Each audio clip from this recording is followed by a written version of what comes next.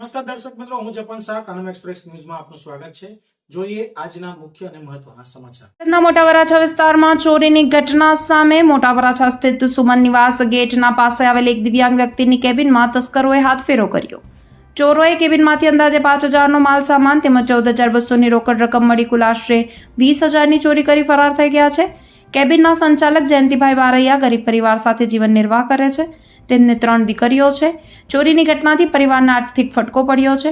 ઘટનાને પગલે સ્થાનિકોમાં રોષ અને ચિંતાનો માહોલ જોવા મળી રહ્યો છે. ઘટનાની જાણ ઉત્તરાયણ પોલીસને કરવામાં આવી. ઉત્તરાયણ પોલીસે ફરિયાદ નોંધી તપાસ આગળ હાથ ધરી છે. રિપોર્ટર સાગર સોલંકી, સુરત. શું ઘટના બની હતી?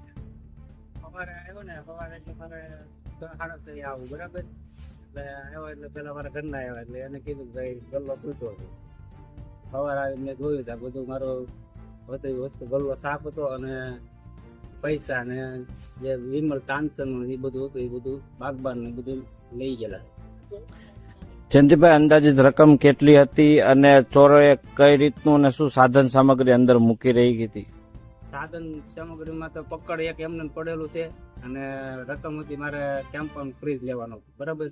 એટલે મેં 14,200 મેં મારી પાસે હતા એ મેં ગલ્લામાં હતા એ લઈ ગયા અને કાંચન ને વિમલ ને એવું હતું એ બધું બાગબાન એ બધું થઈ ગયા. જયંતિભાઈ, હવે તમે શું માંગ કરવા માંગો છો? હવે તો મારી માંગ એ જ કે બસ ચોર આપણે પકડાવો.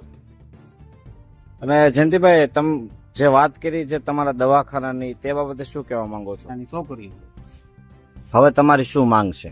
હવે તો મારે બસ આપણે જે જોયું એ આવી પોલીસ આની તપાસ કરે એ મારી માંગ.